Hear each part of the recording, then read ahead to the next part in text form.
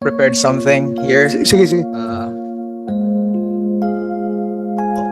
Ikaw ay anak ni Alan Banjola. Yeah, opo. Tapos, hindi ka doon nagpaalam na pupunta ka dito. Hindi niya alam. Yeah, it has a story po. Actually, matatakal ko rin po dito. Okay, sige, continue.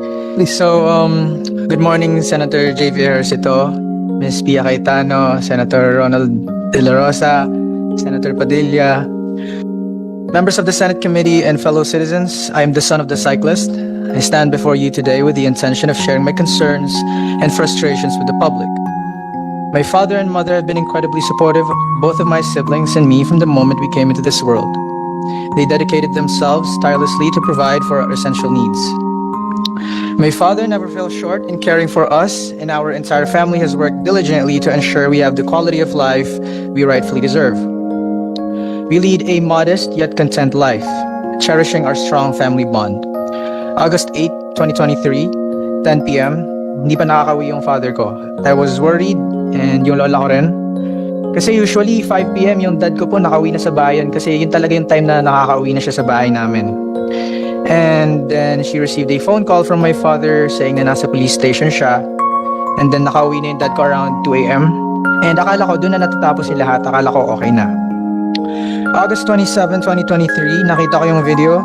Sinagi, binatukan, minura at kinasaan ng baril ang tatay ko. As his son, nakakapangahina. I feel mixed emotions. I was disappointed, I was mad, and I was sad.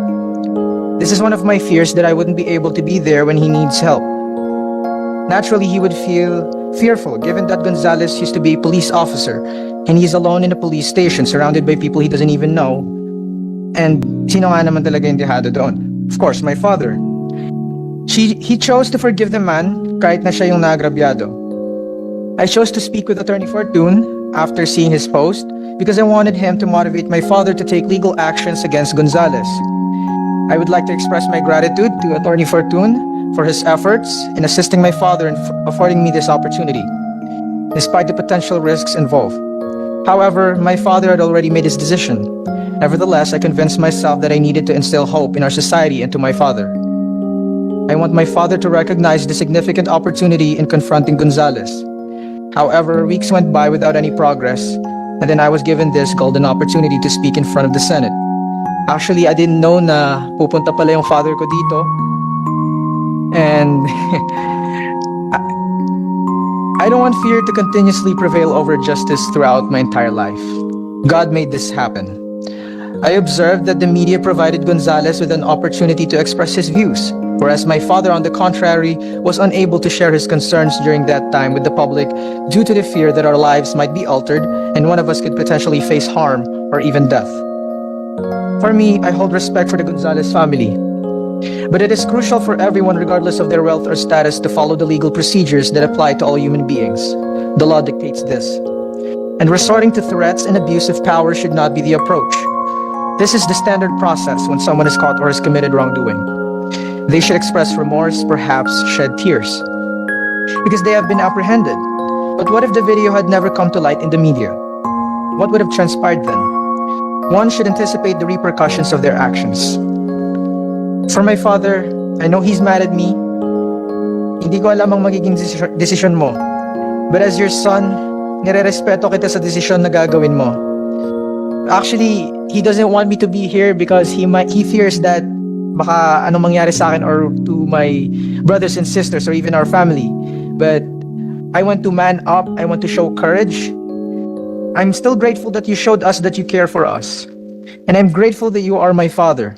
Either you want to forgive him or not, I want to make sure you understand that whenever an opportunity arises or a significant societal shift occurs, it's crucial to take advantage of it.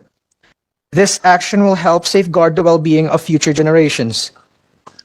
To our senators, it is their responsibility of each and every person in the government to prove that it isn't, that our justice system is not flawed. They have to prove it. They have to defend the underprivileged and vulnerable. We exist in a society where the notion that mayaman lang ang may hustisya is becoming all too common, and I've grown wary of it. As a member of the younger generation, we are wary of this state of affairs. And as We're tired of witnessing daily news reports detailing the abuse, harassment, killings, injustices, and numerous other injustices suffered by our fellow citizens. And my father is a victim of injustice. Individuals who possess firearms, especially law enforcement officers, should undertake a process aimed at promoting responsible firearm ownership to ensure they use their weapons responsibly and minimize the risk of harm to the public. Those in positions of authority should exercise their power responsibly for the betterment of society. Public taxes should be utilized for the greater good, enabling the creation of laws that ensure the safety of our citizens both day and night, whenever and wherever they venture outside. And it is important to recognize that fear acts as a constraint as humans. I want my father to understand that. Kung ipapakita natin na takot tayo sa ating mga kababayan, yun na din ang magiging paraan ng pamumuhay nila habang buhay. Mananatili tayong takot. We must break the cycle. We must exhibit not only resilience but also courage in the face of those who oppressed us. Cease to underestimate the youth, for they represent the future. Don't diminish our potential. Despite our youth, our determination for change exceeds conventional expectations. And allow me to end this with a quote. Injustice anywhere is a threat to justice everywhere. We are caught in an inescapable network of mutuality, tied in a single garment of destiny.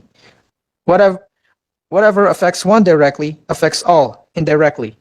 I hope the Senate will find merit in my words. My aspiration is that this will also serve as a beacon of hope to my father and for the public, indicating the possibility of societal transformation. Thank you. Thank you, Mr. Earl Banjula. We heard you loud and clear. And thank you for manning up in behalf of your father. And I would like to congratulate your father for raising you up to be a fine gentleman you are today. Ha? Pasalamat pa rin sa tatay mo, ha?